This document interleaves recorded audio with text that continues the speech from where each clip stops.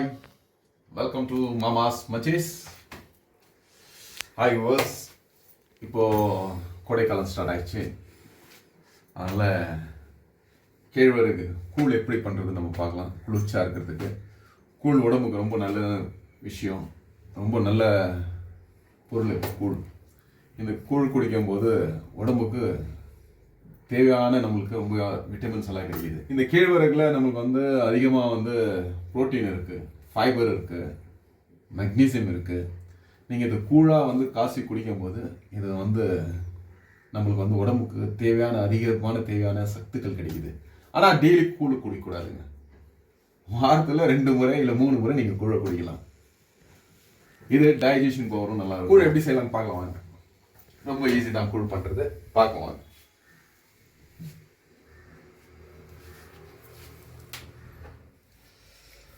First stove பற்ற வச்சுடுவோம்.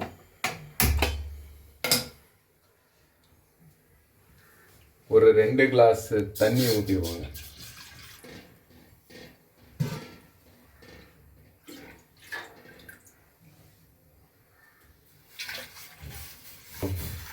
கேழ்வரகு மாவு எடுத்திருக்கேன். ஒரு சின்ன துண்டு இஞ்சி ஸ்க்ரப் பண்ணி வச்சுருக்கேன், சீவி வச்சுருக்கேன். கொஞ்சோண்டு கொத்தமல்லி பொடியாக நறுக்கி ஒரு சின்ன வெங்காயம் வச்சுருக்கேன். தேவையளவுக்கு உப்பு, வேணும்னா பச்சை மிளகாய் நீங்கள் போட்டுக்கலாம். அப்புறம் தயிர். இப்போ தண்ணி சூடாகிறதுக்குள்ளே நம்ம என்ன பண்ணுவோம்னாக்கா மாவு போட்டு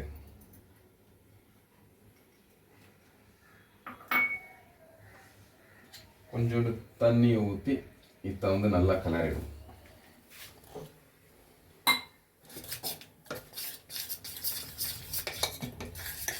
கொதிச்சிட பிறகு என்ன ஆகுனாக்கா சம்டைம்ஸ் கட்டி கட்டியாக ஆகிடும். இப்போவே நான் கலரை காட்டிடுறேன்.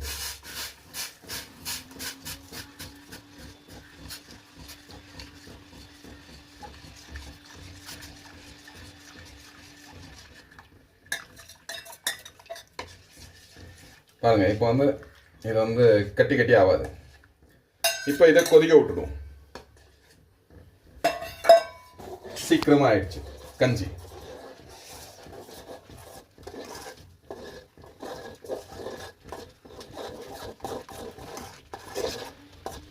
நல்லா வேகிற வரைக்கும் அப்படி விட்டுடுவோம்.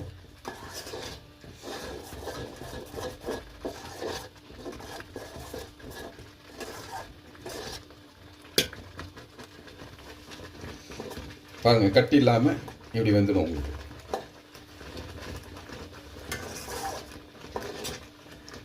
உங்களுக்கு கூழ் செய்ய ஈஸியாக இருக்கும்.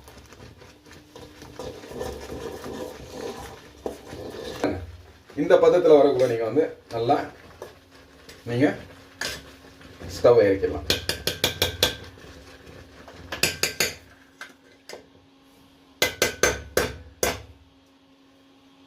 இப்போ இதை நீங்கள் என்ன பண்ணணும்னாக்கா ஒரு 2 hours ஆற விட்டுருங்க.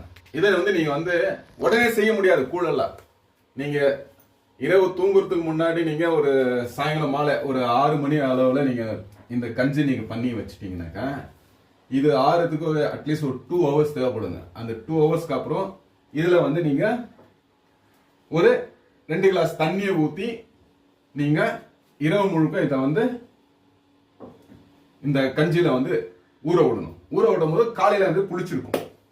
அப்புறமா எடுத்து நீங்கள் இப்போ எப்படி செய்யறதுன்னு பார்க்கலாம்.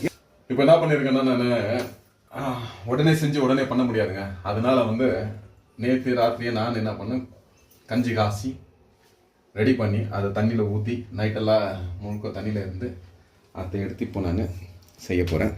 பாருங்கள், இது புளிக்கும் போது இந்த மாதிரி வரும். இப்போ இதில் ஒன்றும் இல்லைங்க, சிம்பிளாக நீங்கள் காலையில் எடுத்துக்கிட்டீங்கன்னாக்கா இப்படி இதில் இந்த இஞ்சி ஆட் பண்ணிடுங்க.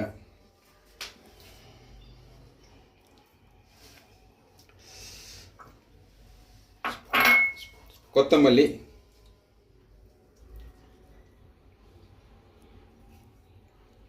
அப்புறமா இந்த வெங்காயம் போட்டு தேவையான அளவுக்கு உப்பு போட்டுக்கலாங்க.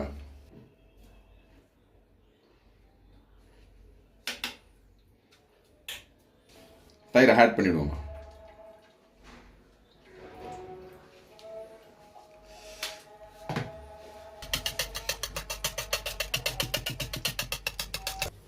கூழ் ரெடி ஆயிடுச்சுங்க. எப்படி இருக்குது பாருங்கள்.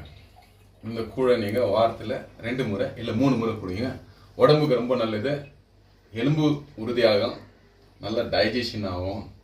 ஸ்லிம் ஆகணும்னு நினைக்கிறவங்க வாரத்தில் 2 நாள் இல்லை 3 நாள் இது பிரேக்ஃபாஸ்ட்டாக சாப்பிட்டு பாருங்கள். ரொம்ப நல்லா இருக்கும். கூழ் எப்படி இருக்குதுன்னு குடிச்சு பார்க்குறேன். நீங்கள் வீடியோ எடுத்துகிட்டு இருக்கான் ஒருத்தன், அவன் தான் வந்து டேஸ்ட் பண்ணுறது ஒன்று அவன் டேஸ்ட் பண்ண மாட்டேன்.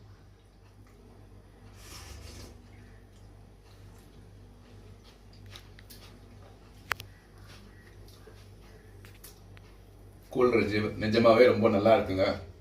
வீட்டில் செஞ்சு சாப்பிடுங்க. இப்போ பண்ணி வச்ச கஞ்சை வந்து ராகி மால்ட்டாக கன்வெர்ட் பண்ணிட போகிறேன். இதை ஒரு ஹெல்த்தியாக பண்ண போகிறேன் வேறு ரெசிபியில். அது என்னென்ன பண்ணுறதுன்னு பார்க்கலாம் வாங்க. இப்போ என்னன்னாக்கா, இதுக்கு வந்து பால் ஆல்ரெடி பண்ணி வச்சுக்கிறேன். கஞ்சி பால் சுட வச்சுருக்கேன். இதுக்கு வந்து வெல்லம் எடுத்துருக்கேங்க. இது ஒரு 10 பாதமும், ஒரு 20 பிஸ்தா எடுத்து வச்சுருக்கேங்க. ஒரு 1/2 கப்பு தேங்காய். பால் எடுத்து அப்படியே ஊற்றிடுவோம். இந்த இதில் தேவையளவுக்கு பால் எடுத்துக்கலாம். உப்பு ஆல்ரெடி தேவையளவுக்கு போட்டிருக்கேங்க. உங்களுக்கு ஸ்வீட் எவ்வளோ தேவை அந்த அளவுக்கு நீங்கள் போட்டுக்கலாம். நான் இதுக்கு தேவையான அளவுக்கு ஸ்வீட் நான் போடுறேங்க.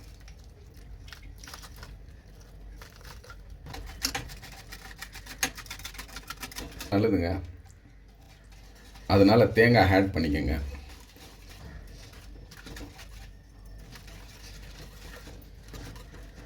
நெக்ஸ்ட்டு வந்து நம்ம வந்து பாதாமை ஆட் பண்ணிக்குவோம்.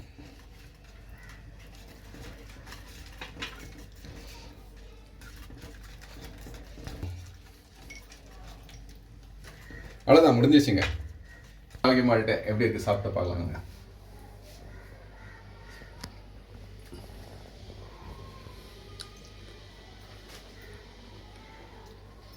அல்டிமேட்டாக இருக்குங்க. நீங்கள் வேணும்னா சாப்பிட்டு பாருங்கள். செஞ்சு சாப்பிட்டு பார்த்துட்டு கமெண்ட் பாக்ஸில் மறக்காமல் கமெண்ட் பண்ணுங்கள்.